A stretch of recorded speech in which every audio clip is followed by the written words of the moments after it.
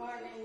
मैं डॉक्टर वेदवती मंडावी, शासकीय BYT स्नातकोत्तर प्रशासकीय महाविद्यालय दूर। आज MA चतुर्थ सेमेस्टर प्रश्न पत्र द्वितीय लोक प्रशासन में नियोक्ता कर्मचारी संबंध पर व्याख्यान प्रस्तुत करूंगी।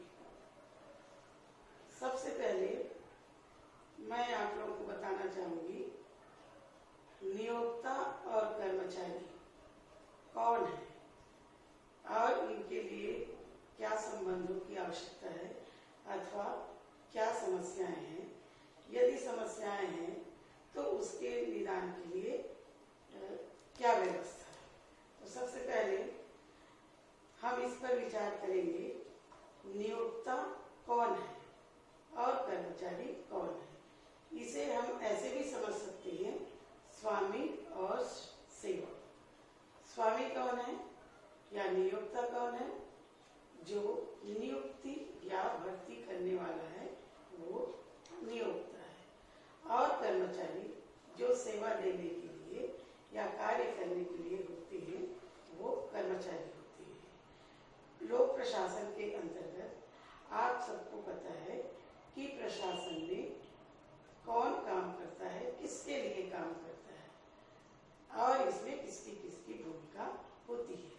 तो यहाँ हम ये पाते हैं कि किसी भी प्रशासन में अपने कार्यों के संपादन के लिए अच्छी व्यवस्था करने के लिए कर्मचारियों की आवश्यकता होती है और नियोक्ता के रूप में राज्य या शासन होता है। अब समस्या ये आती है, बात यहाँ पर ये उठती है, हम व्यवहारिक जीवन में देखें या कहीं भी देखें, स्वामी और सेवक का संबंध जब अच्छा होता है तब कार्यों का भी संपादन अच्छे तरीके से होता है। किंतु यदि मालिक ही सेवक पर ध्यान नहीं देगा तब सेवक से ईमानदारी और निष्ठा पूर्वक कार्य करने की अपेक्षा भी नहीं करती। यही बात यहाँ पर उठती है। अब पूरे देश के लिए नियोक्ता और कर्मचारी इतने होते हैं, उनकी विभिन्न समस्याएं होती हैं, वे अपनी बात को कैसे रख पाते हैं या कौन कौन सी समस्याएं हैं। तो नियोक्ता और कर्मचारी के बीच 3 प्रकार की प्रमुख समस्याएं हैं। पहला, संघ अथवा समुदाय बनाने की समस्या। दूसरा, हड़ताल का अधिकार। और तीसरा, विवादों पर वार्ता करने की व्यवस्था। तो सबसे पहले हम ये देखेंगे कि क्या कर्मचारियों को संघ अथवा समुदाय बनाने का अधिकार है। थोड़ा सा ये और समझ लें कि संघ बनाने की आवश्यकता क्यों हो रही है। तो संघ अथवा समुदाय बनाने की आवश्यकता यही है कि कोई भी व्यक्ति कर्मचारियों की ढेर सारी फौज रहती है यहाँ काम करने के लिए, तो उनकी सबकी समस्याएं होती है और समस्याएं कुछ खास नहीं होती है। कर्मचारियों की ये समस्याएं होती है उनकी सेवा की शर्तें, पदोन्नति, कार्य करने के घंटे और कुछ कल्याणकारी योजनाएं, यही समस्याएं होती है। परंतु अकेले से कोई भी कार्य नहीं होता, तब वे लोग संघ के माध्यम से अपनी बात को नियोक्ता के समक्ष रखना चाहते हैं। तो यही चीज है कि संघ या समुदाय बनाने का अधिकार। तो इस संदर्भ में 2-3 बातें और दिखाई देती है। क्या संघ बना सकते हैं, ये पहली बात है। दूसरी, यदि संघ बनाते हैं तो उनका संबंध अन्य ट्रेड यूनियनों से भी होना चाहिए या नहीं। और एक और बातें होती है, यदि संघ बना लेते हैं तो वे लोग राजनीतिक तटस्थता रखेंगे अथवा किसी राजनीतिक दल से उनका संबंध होगा या नहीं। तो इस संदर्भ में हम 3 देशों के संबंध में देखेंगे। एक अध्यक्ष अध्यक्षात्मक प्रकार के राष्ट्र अमेरिका, दूसरा संसदीय शासन प्रणाली वाले राष्ट्र ब्रिटेन, और जहां अभी हम कार्यरत हैं भारत हम इनका इसलिए देखेंगे कि चूंकि भारत ने ब्रिटेन की संसदीय प्रणाली को अपनाया, और अमेरिका के बारे में भी इसलिए हम जानना चाहेंगे संक्षिप्त में कि वहां पर अध्यक्षात्मक शासन प्रणाली है और हमारे यहाँ संसदीय, तो इसमें तुलनात्मक या तुलना करने के लिए भी अवसर मिलता है, या तुलना करके हम पता लगा सकते हैं कि कहाँ की व्यवस्था अच्छी है। तो पहले जैसे संघ बनाने का है तो 3 देशों में, अमेरिका में संघ बनाने का पहले कोई व्यवस्था नहीं थी या संविधान में नहीं थी, संघ बनाना नहीं बनाते थे। वहाँ सबसे पहले 1954 के आसपास राष्ट्रीय अध्यापक संघ था, उसके बाद किसी भी प्रकार के संघ वहाँ पर नहीं थे। परंतु आज के समय में वहाँ भी बहुत सारे संघों का निर्माण हो चुका है, परंतु उनमें भारत जैसी स्थिति नहीं है, संघ बना सकते हैं। ब्रिटेन में जब हम देखते हैं तो ब्रिटेन में वहाँ के संविधान में ऐसा कुछ है भी नहीं कि संघ बना सकते हैं, नहीं, जैसे कि वहाँ पर परंपरा से चलता है वैसे ही होता है। तो पहले वहाँ पर संघ बनाने का नहीं है, परंतु ट्रेड यूनियनों से संबंध वाली बात है। तो पहले 1946 में व्यापार अधिनियम बना, तब अन्य संघों से उनका संपर्क नहीं था, न ही राजनीतिक दलों से। बाद में मजदूर दल की सरकार आई, तब ब्रिटेन में थोड़ी सी उसमें लचीलापन आ गया और संघ तो बना सकते हैं व्यक्ति, और राजनीतिक तटस्थता भी उतना अधिक नहीं है। परंतु जब भारत में हम आते हैं, भारत में संघ बनाने का अधिकार पहले नहीं था। संविधान में तो है, हम संघ बना सकते हैं, परंतु यदि शासकीय सेवक कहलाते हैं या शासन की सेवा में आ जाती हैं, नियोक्ता बन जाती हैं, तब उन्हें संघ बना तो सकते हैं, परंतु यहाँ पर नियम कठिन है। कठिन मतलब जहाँ पर 35 की संख्या है तब वहाँ पर 35% है, तब बना सकते हैं। कठिन नियम है।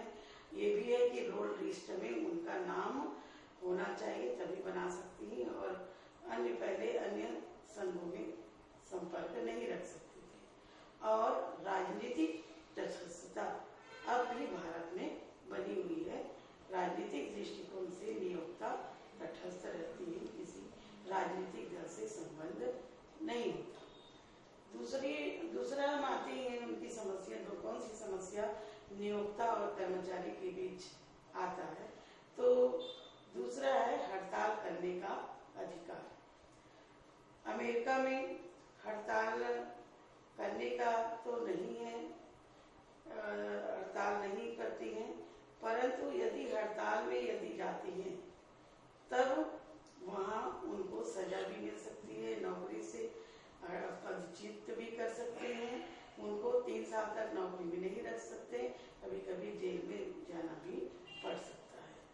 हड़ताल का मतलब समझ रहे हैं ना, हड़ताल का मतलब बिना परमिशन के कार्य पर, अनुमति के कार्य पर उपस्थित न होना, बिना सूचना के कार्य पर उपस्थित न होना।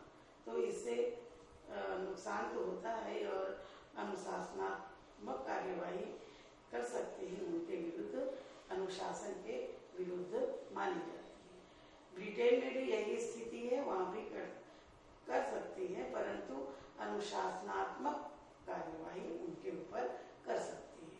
भारत में भी इसी प्रकार की स्थिति है, भारत में करते रहते हैं, चूंकि अपनी बातों को रखने का एक यही माध्यम होता है और एकता में शक्ति है वाली बात आ जाती है, तो यहाँ पर प्रदर्शन करके अपने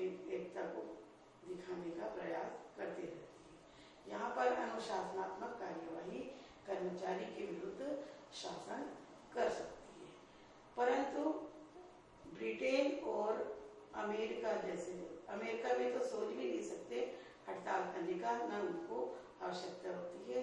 यही हालत ब्रिटेन में भी है।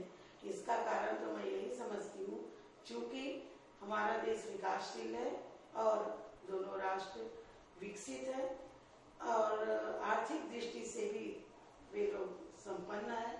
हमारे यहाँ मितव्ययता वाली बात आती है, प्रशासन में तटस्थता भी है, मितव्ययता भी है। और जब ये स्थितियाँ आती है और साथ साथ महंगाई भी दिनों दिन बढ़ती जाती है, तो लोगों को आवश्यकता होती है और इसके चलते अनुशासनहीनता आ जाता है। तो इस प्रकार से हमने ये 3 समस्या, संघ बनाने का, हड़ताल का अधिकार और तीसरी जो समस्या है, यदि विवाद होता है नियोक्ता और कर्मचारी के बीच, तो उसके लिए कौन सी व्यवस्था अपनाई जाती है। तो इस संदर्भ में विवादों पर वार्ता से निपटने का साधन है, वो है व्हिटले परिषद। इंग्लैंड में व्हिटले परिषद है। इसकी शुरुआत 16 में हो गई थी, परंतु नियमानुसार 8 अप्रैल 1919 से वहां पर व्हिटले परिषद की व्यवस्था हो गई थी। ये व्हिटले परिषद क्या है? व्हिटले परिषद वास्तव में प्रथम वेतन आयोग जो था, उन्होंने भी संतुष्टि की थी। और ये व्हिटले परिषद जो होता है वो लोक कर्मचारियों और नियोक्ता के बीच, यदि नियोक्ता के बीच विवाद होता है तो व्हिटले परिषद वार्ता करने का एक माध्यम होता है। जैसे मैंने कहा कि प्रथम वेतन आयोग भारत में था, उन्होंने भी इसकी संतुष्टि की थी कि होना चाहिए, विवादों का निपटारा कहाँ होगा, तो उसके लिए व्हिटले परिषद का सुझाव दिया था। चूंकि यहाँ पहले तो कोई व्यवस्था नहीं थी, तो हमने संविधान से, ब्रिटेन संविधान से अधिकांश चीजों को लिया है, तो उसी के तर्ज पर ही भारत में भी व्हिटले परिषद के माध्यम से विवादों का निपटारा किया जाता है। व्हिटले परिषद जैसे विवादों का निपटारा करने के लिए है। यहाँ पर प्रथम वेतन आयोग ने 1947 में अपनी संतुष्टि दिया था। वो 1954 में उस पर कार्यवाही की गई थी। तो थोड़ा सा ये देखेंगे, ये मंच जो है व्हिटले परिषद, जो विवादों का निपटारा करती है, उनका उद्देश्य क्या क्या है, क्या करते हैं व्हिटले परिषद में। तो पहला तो है सेवा की सामान्य स्थितियां और सामान्य सिद्धांत लागू करना, क्या होना चाहिए, क्या नहीं आदि, और सेवा की शर्तें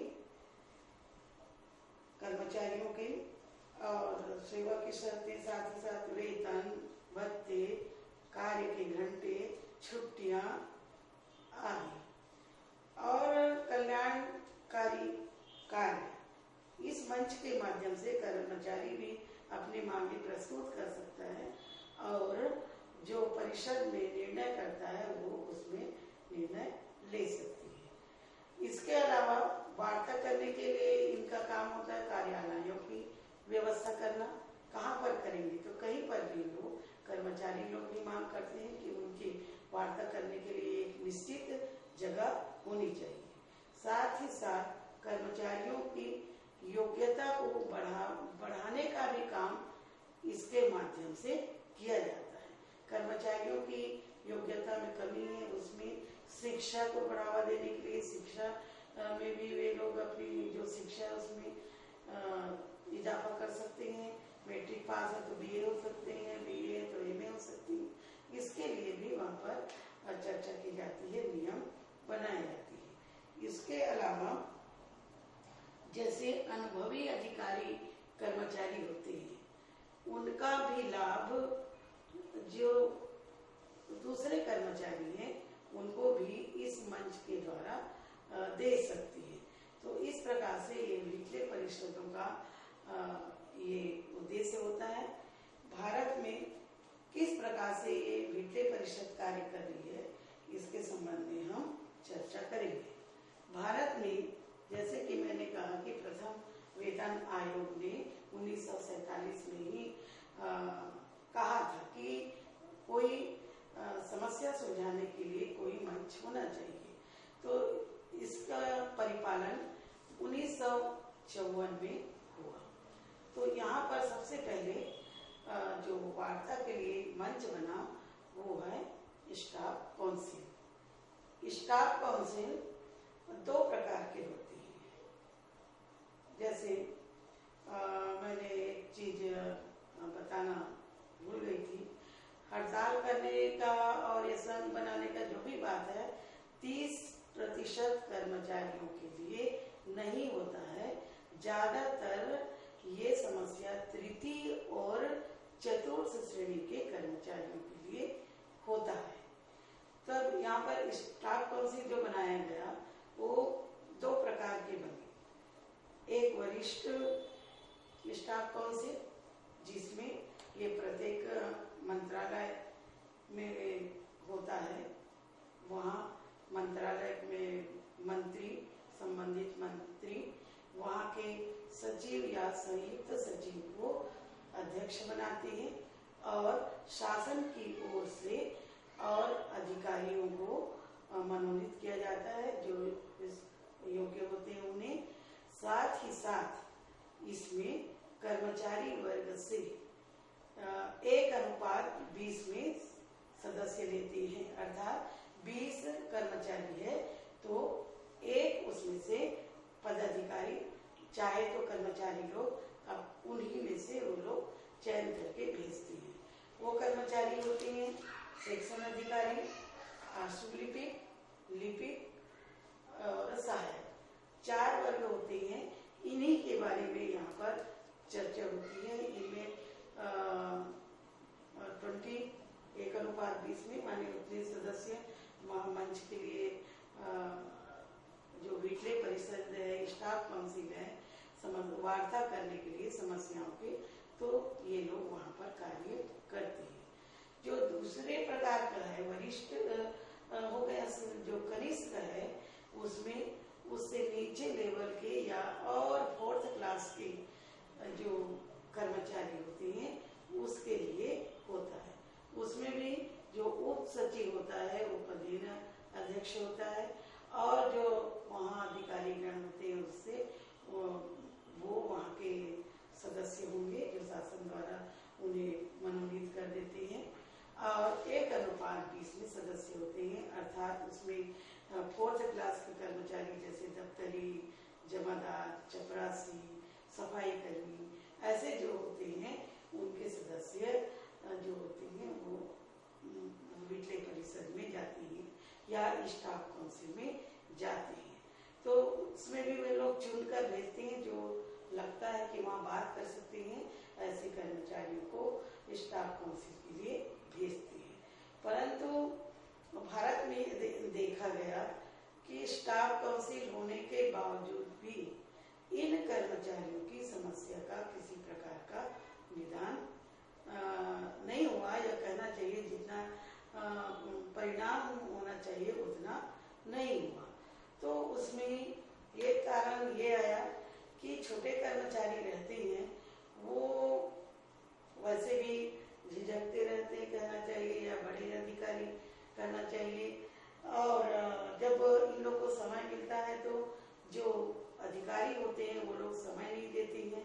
इनकी छोटी छोटी समस्याएं रहती है। ऑफिस के अंतर्गत तो छोटी समस्या ही रहती हैं, अपने लिए कोई पानी की व्यवस्था है, कैंटीन की व्यवस्था है, ऐसे छोटे छोटे ही रहते हैं, छुट्टियां हैं, ये इस लेवल के कार्य ही यहाँ होते हैं, छोटे छोटे कार्य। परंतु उतनी सफलता नहीं हुई लोगों को, 3री और 4th श्रेणी के लोगों को इसमें परेशानी हुई नहीं। स्टाफ काउंसिल के बाद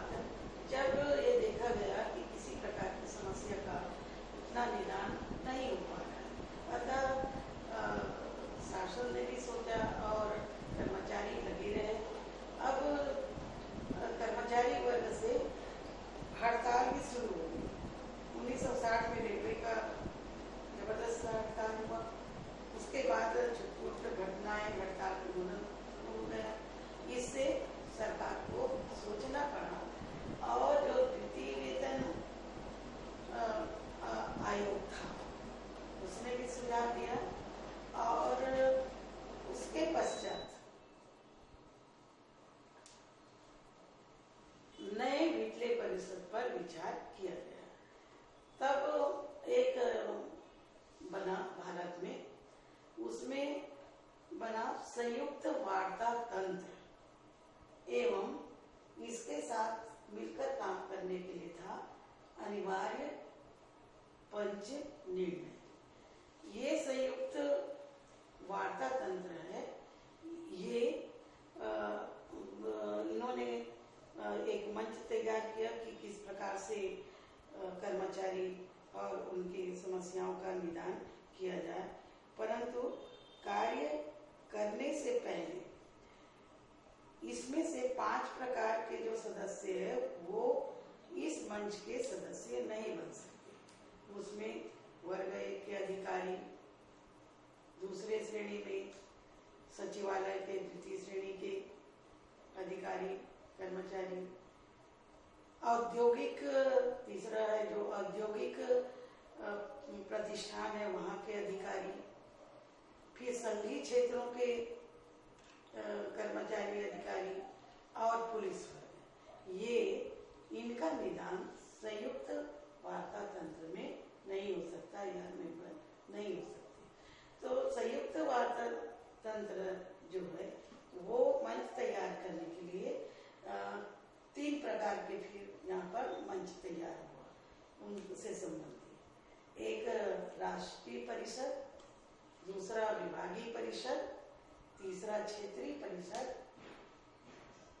और अनिवार्य में तो हम बाद में जाएंगे, पहले बता चुकी हूँ। तो ये तीनों, ये संयुक्त वार्ता तंत्र ने त्रिस्तरीय बना दिया, राष्ट्रीय परिषद, विभागीय और क्षेत्रीय, किंतु तीनों अपने संगठनों में और कार्य में किसी प्रकार से संबंधित नहीं है। ये कर्मचारियों के सुविधा के लिए बनाया गया। जैसे राष्ट्रीय परिषद है, ये राष्ट्रीय लेवल पे जैसे बड़े स्तर पर निर्णय लेने के लिए पदोन्नति है या भर्ती है कर्मचारियों की या उनके नियम है, सिद्धांत है, उनके लिए था। तो इसमें बड़े लेवल के अधिकारी और जो कर्मचारी की ओर से भी चुनी हुई कर्मचारी इसके सदस्य हो सकते हैं। तो इसमें जो राष्ट्रीय परिषद में एक अध्यक्ष होगा जो सचिवालय का मंत्रिमंडल का सचिव होगा और शासकीय एवं कर्मचारी पक्ष से 49 सदस्य वार्ता के लिए हो सकते हैं। इस तरीके से यहाँ पर लगभग 50 सदस्य रहेंगे जो किसी भी राष्ट्रीय महत्व के प्रश्न रहेंगे या बड़ी बड़ी समस्याएं हैं उनसे संबंधित समस्याओं का निदान करने के लिए इसे बनाया गया। इसमें कुछ परिवर्तन भी हुआ। 6 में 5वें वेतनमान में कुछ सिफारिशें भी की और उनके नियमों और अधिकारों में कुछ परिवर्तन हुआ। दूसरा जो विभागीय परिषद बनाया गया, जो संयुक्त वार्ता तंत्र है, वो सभी विभागों को ये निर्देश दिए गए कि सभी विभाग या मंत्रालय अपने अपने विभागों में भी वार्ता तंत्र बना सकते हैं। तो उसमें विभाग में जो मंत्री है वो अध्यक्ष के लिए, जो सचिव होते हैं उनको अध्यक्ष बना सकते हैं और उसके बाद परिषद से कुछ सदस्य बाहर से मनोनीत भी करेंगे, शासन द्वारा मनोनीत करते हैं और कुछ सदस्य कर्मचारी अपने ही बीच से चुनकर विभागीय परिषद में भेजती है। तो इन लोग भी समय समय पर 3-4 महीना में बैठकें होती रहती है और कार्य करते रहती हैं और अपने कर्मचारियों की समस्या को सुनते रहते हैं और जो निदान करने लायक रहता है वो करते हैं और जो नहीं होता वो ऐसे ही पेंडिंग चला जाता है। फिर हम आखिरी में एक आता है क्षेत्रीय परिषद। क्षेत्रीय परिषद जहाँ आवश्यकता अनुसार स्थानीय लेवल पर जहाँ कर्मचारियों की संख्या अधिक है और आवश्यकता होती है तो क्षेत्रीय परिषद का गठन कर सकती है। उसमें 5 सदस्य जो होते हैं शासन के होते हैं और 8 कर्मचारियों के सदस्य होते हैं। इस तरीके से जो भी समस्याएं होती है कर्मचारियों के भत्ते हो, छुट्टियां हो, कार्य के घंटे हो, तो सभी प्रकार की या सेवा की शर्तें हो और उनकी और समस्याएं भी होती रहती है। स्थानीय स्तर पर उनको सुविधाएं नहीं मिल रहती है, मकान के भत्ते, एटीसी, बहुत सारी समस्याएं होती कर्मचारियों की, और सभी समस्याएं यहाँ पर उन लोग लाकर चर्चा कर सकती हैं। जब जो अनिवार्य पंचतंत्र है वहाँ पर ये भी संयुक्त वार्ता तंत्र, ये दोनों मिलकर काम करते हैं उसी समय। इसमें ये श्रम मंत्रालय के अधीन काम करता है, उन्हें सौंप दिया गया है। यहाँ पर अनिवार्य पंच निर्णय में श्रम मंत्री जो अध्यक्ष होगा वो स्वतंत्र होगा, बाहर से किसी को भी अध्यक्ष बनाएंगे, किंतु राष्ट्रीय परिषद होती है, वहाँ के 5 अधिकारी और 5 कर्मचारी, इनको पंच निर्णय में किसी भी समस्या पे निर्णय करने के लिए वहाँ पर आमंत्रित किया जाता है। परंतु जो सचिव होंगे वो बिना अनुमति के उसको वहाँ पर नहीं रखा जा सकता। वैसे यहाँ पर कई बड़े बड़े निर्णय हुए हैं। 2010 तक 259 वहाँ पर आया प्रकरण, उसमें से 257 में निर्णय हुआ और 2 पेंडिंग है। जहाँ कहीं अनियमित होता है तो संसद में भी पेश कर सकते हैं वहाँ का, और संसद से पारित होने के पश्चात उसमें निर्णय किया जाता है।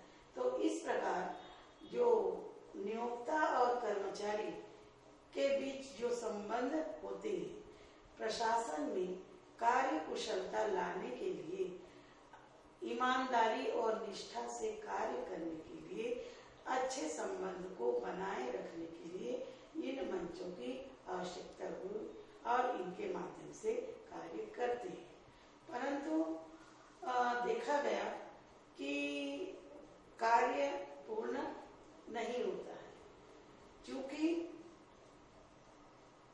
भारत में स्वतंत्रता तो है, मत देने का अधिकार है, और राजनीतिक तटस्थता के कारण कोई भी कार्य उचित ढंग से संपन्न नहीं होता। सबको डर बना रहता है कि यदि अधिकारी भी वहीं से होते हैं तो इसलिए भी ज्यादातर सरकार के ही पक्ष लेते हैं, कर्मचारियों के नहीं। कभी कभी अभी तक बहुत बड़े बड़े हड़ताल होते हैं, कर्मचारी चले भी जाते हैं। तो जैसे एक बार राजस्थान में 1980 में सारे लोगों को, टीचर लोगों के हड़ताल के लिए ट्रांसफर कर दिए। तो इस प्रकार की भी बातें देखने को मिलती है। पदोन्नति नहीं होता है, पदोन्नति नहीं मिलने पर भी आवाज नहीं उठा सकते। हमारे जैसे लोग भी नहीं उठाए, एक ही पद में ज्वाइन करके अंतिम समय तक रिटायर होते तक एक ही पद में रहे, परंतु इस डर से कि कहीं उल्लंघन करने पर नौकरी न चला जाए करके चुपचाप बैठे। तो ये स्थिति कर्मचारियों की होती है, पूरे भारत की। उतना होता है निदान, परंतु उतना नहीं होता। परंतु इनके निदान के लिए एक और व्यवस्था सरकार द्वारा किया गया है, जिसमें अर्ध न्यायिक उसमें कार्य होता है, परंतु जिसको प्रशासनिक न्यायाधिकरण कहते हैं, उसके माध्यम से कर्मचारियों की समस्याओं का भी निदान हो सकता है। उसकी चर्चा हम इसके बाद करेंगे। धन्यवाद।